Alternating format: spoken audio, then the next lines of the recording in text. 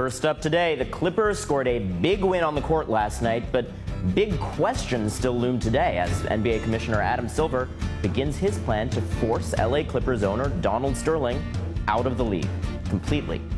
Following yesterday's lifelong ban on Sterling's interactions with the league and the $2.5 million fine that was levied against him, which will be donated to anti-discrimination causes, Silver says he will now pressure the Board of Governors, that's the NBA's shadowy group of team owners, to make Sterling sell. It will take a supermajority of the board, 3/4 of them, to terminate Sterling's ownership. So, what are the odds?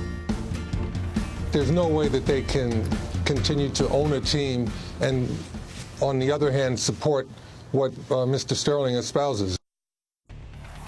Even if there are some owners, let's say a handful, that have some misgivings, not because they have any sympathy for Sterling, but because they think there's something about the process that disturbs them, they can't run the public relations risk of appearing to in any way either side with Donald Sterling or to mitigate his guilt.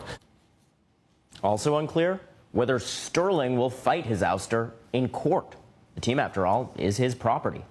Joining me now is former NBA player Etan Thomas. Thank you so much, sir, for joining. No, thanks for having me. First off, forcing Sterling to sell comes down to the league's owners. You've worked with these guys. How do you think they'll respond? I think they have no choice but to respond the way that Commissioner Adam Silver said that they should respond. You know, the way that he did it, he didn't say he was going to poll them. He didn't say he was going to leave it up to them. He said he was going to drive this through. And they don't have any other way that they can do it. You know, Mark Cuban before was talking about how he was pretty much against it. But then after Adam Silver said what he said, Mark Cuban automatically tweeted, he's like, okay, I'm all for what Adam Silver said, because he wasn't given any other option. Right, and actually even for those relatively measured comments, he got a tremendous amount of blowback. So in some senses, they can't afford to appear to be supporting him. Of course, there's also the issue of wealth here. Sterling paid $12 million for the Clippers in the early 80s, and if he sells now, he could make as much as $1 billion. So given that he still stands to profit and this much, is the punishment enough, do you think? Well, you know, I would have liked to see him, you know, be returned just what he originally paid it for, but they're not going to do that. But I mean, he's still going to fight it. He's definitely going to fight it. This is something where if it was worth $12 million in 1981, and right now he could sell it for almost $1 billion. What do you think it's going to be worth in 20 more years? So he wants to keep it. He's sitting on a gold mine, and he doesn't want to give it up. I saw a clip of him saying that he is going to fight this. He's not going to bow out gracefully. He's not going to offer a public apology and say that he's sorry for what he did.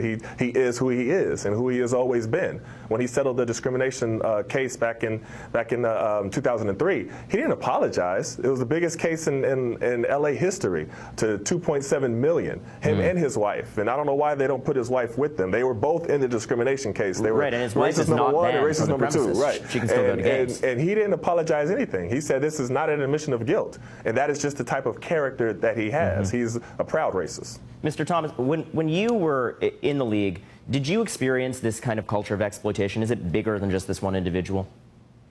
I think what Donald Sterling represents is a bigger issue of a problem in society. It's interesting because affirmative action was just turned down again earlier this month, and Donald Sterling is a perfect example of why we still need affirmative action, because Donald Sterling is not an anomaly. There's a lot of Donald Sterlings out there in positions of power. He's not just a regular guy who just doesn't like black people or doesn't like Mexican people. He's in a position of power where he can discriminate against the people that he doesn't like.